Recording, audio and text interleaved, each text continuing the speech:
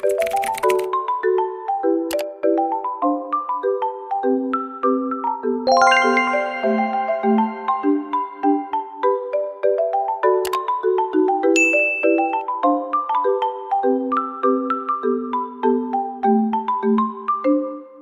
hari ini gue akan menceritakan cerita orang lain.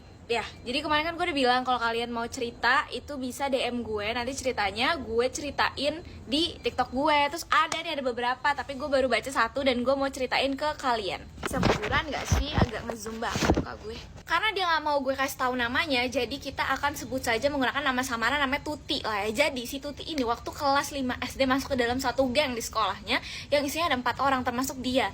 3 orang temannya ini adalah cewek-cewek hits gitu. Jadi kayak ini geng-geng ternama di sekolahnya begitu. Gak sembarangan yang masuk. Jadi kayak bener-bener banyak orang yang pengen masuk. Aku pengen masuk sampai ribuan orang berjejer ingin daftar ke geng itu. Saking hitsnya tuh kayaknya juga guru-guru di sekolahnya juga pengen masuk ke geng itu. Nggak bercanda. Gengnya ini ada aturan yang dimana tiap hari Jumat satu orang harus traktir teman-temannya. Jadi nanti kan ada 4 orang tuh dalam satu geng.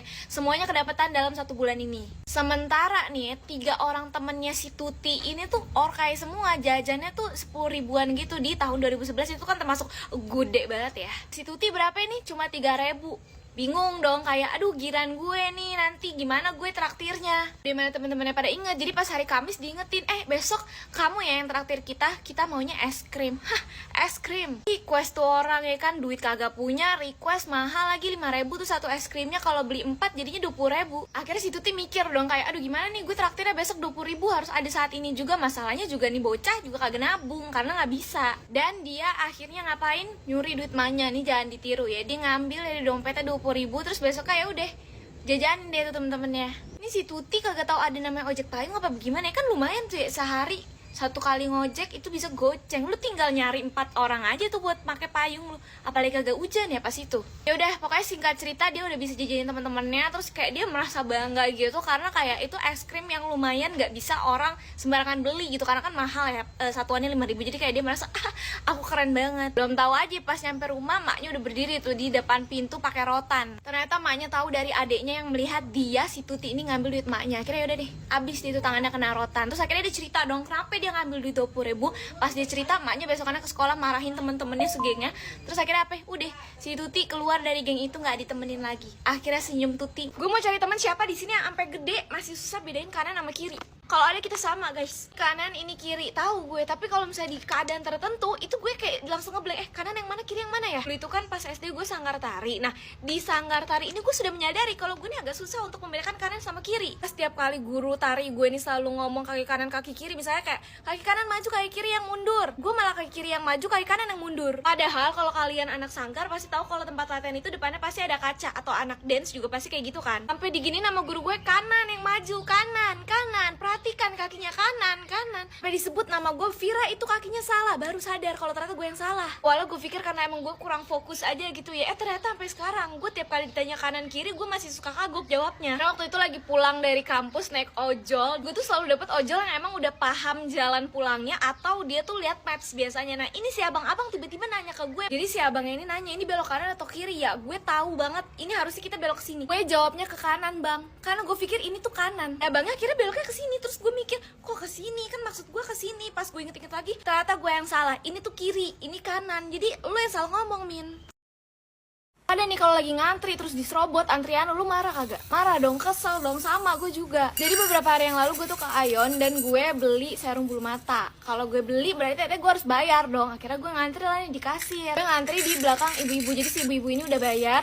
Dan di belakang gue tuh ada mbak-mbak lagi. Tunggunya nih lumayan lama karena emang ternyata si ibu-ibu depan gue nih ada trouble gitu. Gue gak tau kenapa, pokoknya si ibu-ibu ini juga agak ngomel-ngomel kayak itu bener kok duitnya, itu duit asli bla bla bla. Duit si ibu-ibu ini kayak dicurigai sama mbak-mbak kasirnya ini bukan duit asli. Jadi kayak emang lama gitulah. Itu posisinya cuma satu kasir doang yang dibuka dan gue juga karena nggak buru-buru jadi gue santai aja, nggak yang gimana-gimana. Cuma emang si mbak-mbak belakang gue ini kayak udah risih gitu, dia tuh udah pengen buru-buru kayak udah gelisah gitu, udah begitu-begitu lagi joget, atau dia lagi dengerin musik, kayak gue juga nggak tahu. Nah, kurang lebih 10 menitan gue ngantri, belum kelar-kelar juga. Akhirnya si mbak-mbak kasir yang satunya lagi mungkin melihat kayak aduh antreannya udah mulai panjang, akhirnya dibukalah satu kasir lagi. Pas banget setelah mbak-mbak kasir yang baru dibuka ini bilang, ah kak boleh di sebelah sini aja, ini mbak-mbak belakang gue langsung lari nyerobot dan langsung bayar. Lo harusnya mikir dong, orang normal nih ya, gue udah ngantri ini lebih dulu dibanding lo, dan gue setelah ibu-ibu ini ya harusnya gue dulu dong yang dilayanin. Gue juga gak ngerti kenapa si kasirnya ini mau nerima pembayaran si mbak-mbak ini. Harusnya dia bilang kayak mbak maaf dia dulu, aneh. Gue sampai bilang kayak lah bukannya harusnya gue duluan ya. Itu gue ngomong nggak ngomong dalam hati tapi ngomong langsung, tapi si mbak-mbak ini diem doang.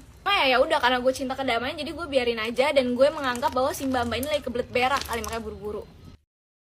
Udah lama gak cerita, jadi mari kita bercerita, let's go. Kali ini cerita yang baru banget kemarin kejadian, yaitu kejadian awkward di kamar mandi.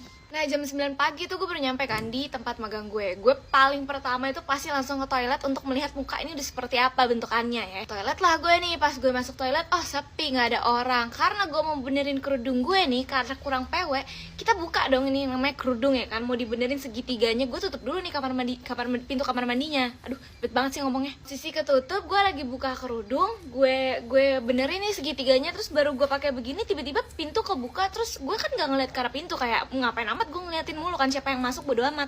Terus ternyata itu adalah bapak-bapak. Taunya dari mana pas gue lagi begini tuh si bapak-bapak ngomong ada orang ya. Posisi gue masih megang kerudung setengah, gue taruh pala gini. Terus gue nengok kayak, pertanyaan macam apa ini pak? Bukan, saya wastafel, bukan orang. Habis itu gue diem, bapaknya juga diem. Gak lama dia nutup pintu, terus gue yang kayak, ada apa ini?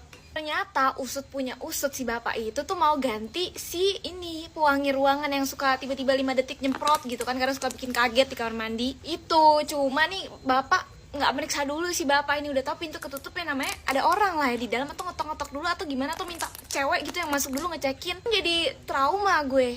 Enggak sih, lebay gitu aja trauma lu. Tapi lu pada pernah juga gak kayak gitu, salah masuk toilet, atau lo yang lagi di dalam toilet ada orang yang salah masuk ke toilet?